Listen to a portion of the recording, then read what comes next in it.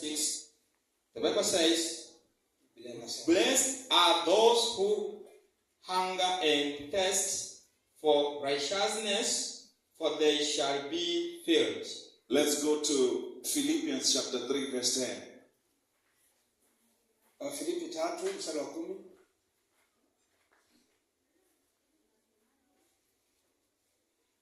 The Bible says that I may know him and the power of his resurrection and the fellowship of his sufferings, being conformed to his death, so that I may know him. Ili nimjue yeye. Okay.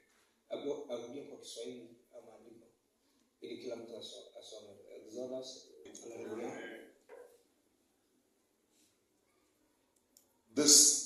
The three books that we've read, sasa hivi vitatu ambavyo tumesoma, it talks about one thing. Vinazungumzia kitu kimoja. Hunger, kiu, njaa, desire, shauku, the burning desire. Yani shauku ya ndani. Moses is crying to God, Musa anamlilia Mungu, show me your glory. Nionyeshe utukufu wako.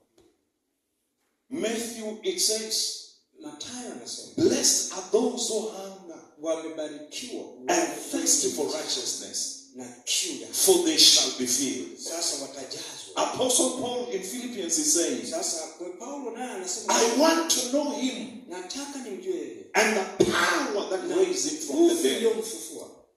I want to know him. Nataka nimjue yeye. He had an encounter with God, yani alimkaribia Mungu, but he was not satisfied. Lakini hakuridhishwa. Can we have a little bit of sound? Hebu kidogo ka sauti kwenye. Hallelujah. Kwenye keyboard. An encounter is an experience. Yani unajua kumkaribia Mungu ni uzoefu fulani that you have with God. Ni uzoefu ulionao kumhusu Mungu. Are you with me? Hivi uko unanifuatilia? Umenyamaza kimya mpaka ameogopa. An encounter is an experience you have with God. Sasa unajua kumkaribia Mungu ni uzoefu ulionao kila siku kumsogelea Mungu. Some of you, miongoni mwenu, you grow up with the families umekuwa kutoka kwenye familia where God was worshipped. Mahali ambapo Mungu alikuwa anaabudiwa. You grow up with your mothers and fathers ulikuwa katika nyumba baba yako na mama who spoke about God to you, ambao walitamka maneno ya Mungu juu yako, who testified about God to you, ambao walitoa ushuhuda kuhusu Mungu, but you have never had your personal experience with him. Lakini hujawahi kumuona kwa macho ya damu na nyama. Sometimes what you have heard doesn't change you. Unajua wakati mwingine kile unachosikia sio kwamba kinakubadilisha. What you have heard other people saying that they have seen God, it doesn't transform your life. Unajua pale unaposikia watu wengine wanazungumzia kuhusu you need to have your own personal experience with God. Kinachohitajika ni wewe mwenyewe ukutane naye. Sio kusimuliwa. Most of the people watu wengi that God has used ambao Mungu anawatumia in the old, katika uzee, they had their own personal experience with God. Wana uzoefu wao kukutana na Mungu. They testified of him. Walimuona, walimshuhudia. Ibrahim had an encounter with God. Alikutana na Mungu several times. Wakati fulani na kwa when you had an encounter with God, unapokutana na Mungu, you are being established, umetambulishwa and introduced na umetambulishwa katika into the realm where God operates. Kama unapokutana na Mungu, unakuwa wewe umejulikana na umetambulishwa na yeye katika ulimwengu usioonekana.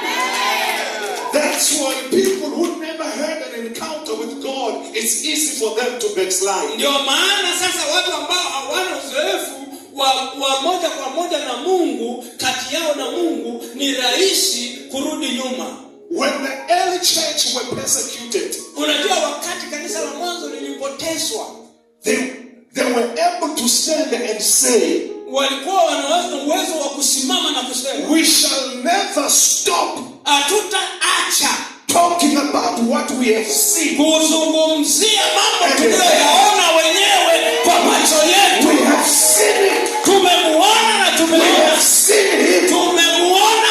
We have experienced it. Tunao uzoefu kumuhusu. We know him. Tunamjua yeye. We didn't only hear, Tumesikia. but we saw him, Tulimuona. and we will never stop. Sasa hatutaacha kuzungumza habari zake. You know, when you have an encounter, Unajua unapokutana na Mungu, sickness may hit. magonjwa yanaweza kupiga. Satan may bring hunger. Shetani anaweza kuleta njaa. He may bring nakedness. Anaweza kusababisha kuishiwa nguvu. And he will ask you, why don't you curse God and die?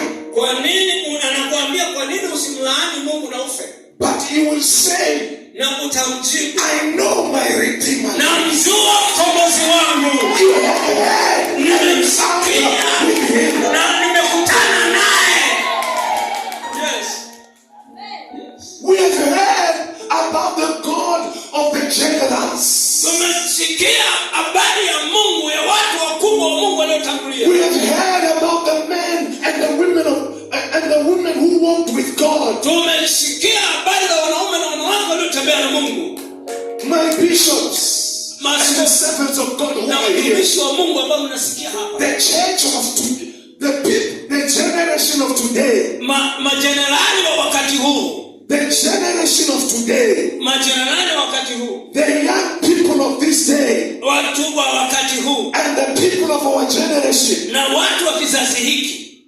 It is not that they are not interested in God or in the gospel. Haimaanishi kwamba hao watu wa wakati huu hawavutiwi na mambo ya Injili. It is because Ni kwa sababu when they come to us as a church, wanapokuja kwetu kama kanisa, we don't have a solution to their problems. hatuna suluhisho la matatizo yao.